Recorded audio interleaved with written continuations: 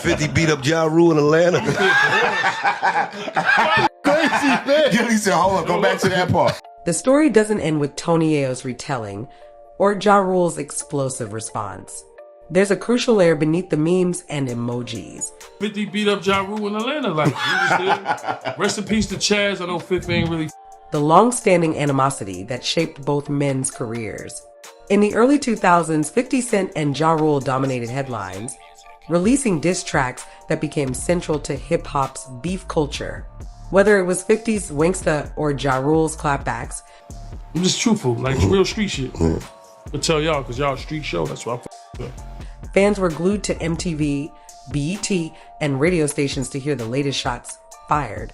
What made their conflict resonate so deeply was how it fused music and personal history.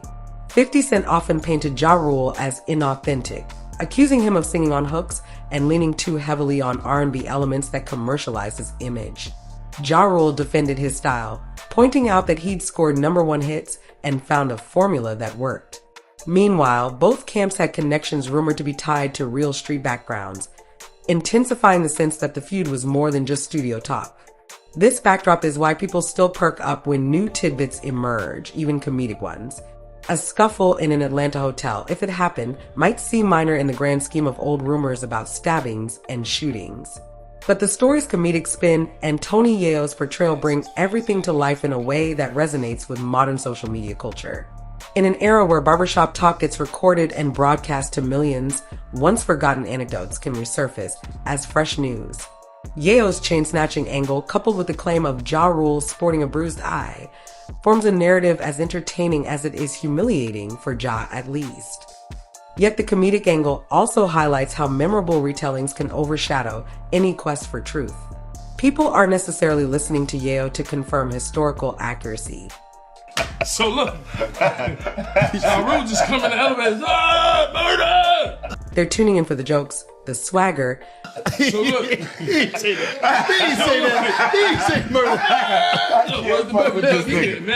and the sense of insider scoop. I'm not a rapper. I never was with this rapper shit.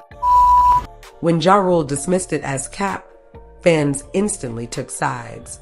Some believe Yayo 100%, citing the well-documented aggressiveness of G-Unit's early days. Others side with Ja Rule, insisting Yayo's version is a manufactured tall tale designed to keep G-Unit relevant. That polarization fuels more debate, more podcast commentary, and more social posts. In short, it feeds the hype machine that's kept this rivalry alive for 2 decades. Amid all this, Ja Rule's reaction stands out as especially intense. He posted clown emojis, referenced rats, and recounted what he insists are the real legal entanglements, implying Juna members had protective orders or that they sued Murder Incorporated. He also threatened to deliver a beatdown if push came to shove, though it's unclear if that's genuine bravado or posturing for social media. Some fans see his strong words as evidence that Yayo's story struck a nerve. Others see them as a standard Ja Rule response whenever his name is dragged through the mud. One aspect fans keep circling back to is the mention of lawsuits or orders of protection. Historically, both G-Unit and Murder Incorporated were entangled in legal controversies, ranging from label investigations to personal disputes. The fact that these are being rehashed now underscores how new media platforms can reignite old gossip. A throwaway comment by Yayo about chain snatching leads to Ja referencing alleged legal moves from years ago, and suddenly the entire timeline of who sued whom is back under scrutiny. Younger fans who never experienced the original feud in real time might find themselves diving into archived articles and old interviews to piece together a puzzle that's never had a definitive solution. Even if Ja Rule did lose a fight or get his chain taken, it doesn't necessarily tarnish his identity as an artist or a man. In hip-hop, losing physical confrontations was once seen as detrimental to one's reputation, especially when so much emphasis was placed on toughness and authenticity. But the comedic retelling by Yayo, and subsequent comedic commentary, almost transforms it into an anecdote for barbershop banter. If anything, it suggests that the culture has shifted. Fans are more open to hearing about vulnerabilities or slip-ups as long as the story is entertaining. This shift might also reflect the fact that both 50 Cent and Ja Rule are well past their days of aiming to top the Billboard charts with every single release. 50 Cent is now deeply involved in television production, brand endorsements, and other ventures that have made him a cultural mogul. Ja Rule, while still performing and releasing projects, is known for various entrepreneurial efforts outside music, for better or worse, considering Fyre Festival's legacy. For Tony Yayo, interviews and podcast storytelling can be a way to maintain relevance and share war stories from G in its heyday, turning recollections into content. In that sense, retelling the Atlanta altercation through a comedic lens might be as much about marketing as it is about sharing an actual event. Yet from Ja Rule's perspective, this is more than marketing. It's an attack on his image. He might have left the peak of his chart dominance behind, but that doesn't mean he's willing to let false narratives float around unchallenged.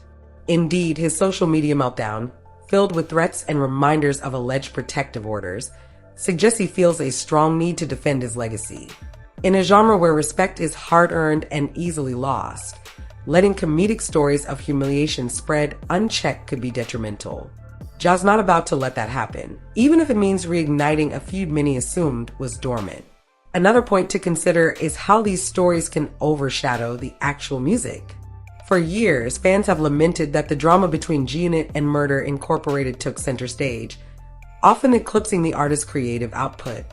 Diss tracks might boost streams in the short term, but they can also distract from an artist's evolution. With the feud newly stirred, some fans wonder if it will overshadow any musical projects 50 Cent, Ja Rule, or Tony Yayo might be working on.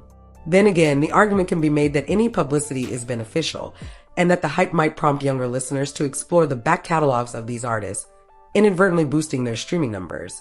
Interestingly, the comedic style resonates with a broader phenomenon in today's digital culture. Podcasts and YouTube channels thrive when they present stories in a lively, memorable way. Tony Yayo's interview is a case study in how to capture attention. He sets the stage with behind-the-scenes nostalgia, then drops a shocking claim about a physical altercation, sprinkles in comedic one-liners, and builds up the legend of 50 Cent's unstoppable presence. People who hear it are drawn in because it feels both nostalgic and brand new at the same time, a piece of rap history reserved as a comedic slice of street lore. For listeners, the big question remains: did it really happen like that? Maybe the confrontation took place in a far less dramatic fashion. Or maybe it never happened at all. In hip-hop, sometimes the myth is more important than the mundane reality. When asked for proof, like photos, hotel security tapes, or eyewitness testimony, Yayo doesn't provide anything concrete. Ja Rule's furious denial doesn't exactly fill in the blanks either. Instead, he simply counters that Yayo is lying. The net effect is a story that's neither fully validated nor completely discredited, leaving fans to gossip about it endlessly. And that's precisely the formula that has kept 50 Cent and Ja Rule's rivalry in the public eye for so many years. If there's any silver lining to all this, it might be that it shows how rap feuds can evolve. In the past, such stories would lead to an escalation of diss tracks, public spats on radio shows, or worse, actual street violence. Today, it's largely playing out on Instagram and podcasts, with comedic retellings fueling most of the flame. While that doesn't negate the underlying animosity, it does suggest a certain level of restraint compared to the early 2000s. Instead of rendezvousing in the streets, these guys are battling for the most viral soundbite, an arguably safer outlet for a feud that once felt legitimately dangerous. Yet, the comedic pivot also has a haunting effect on those old enough to remember how serious it once was. They wonder if this new approach dilutes the fact that real individuals face threats or harm. Some fans question whether laughing about old violence trivializes it, while others see this evolution as a healthy sign of aging, an acknowledgement that these men have families, careers, and lives that shouldn't be wrecked by an endless cycle of revenge. Either way, the shift underscores how the culture and the artists themselves have changed over time. No matter how you slice it, the Tony Yayo versus Ja Rule saga is just another chapter in a feud that refuses to be forgotten. It showcases the power of storytelling, comedic spin, and social media in bringing long-dormant conflicts back to life. Even if you find it frivolous, you can't deny that it's effective in re-engaging fans and spotlighting a pivotal era of hip-hop. And for Tony Yayo, it's an opportunity to stand out from 50 Cent's shadow, taking center stage in a narrative that typically focuses on 50 and Ja. While Yayo has always been part of G-Unit, moments like this give him a chance to be the narrator, controlling the lens through which fans revisit these legendary feuds. Ultimately, the question is whether we'll see any resolution, or if this comedic retelling will simply fade away until the next spark ignites. Based on the pattern, don't be surprised if something else sets Ja Rule off in a few months, or if 50 Cent responds with a tongue-in-cheek Instagram post. The cycle is well-worn but still captivating to those who love the drama.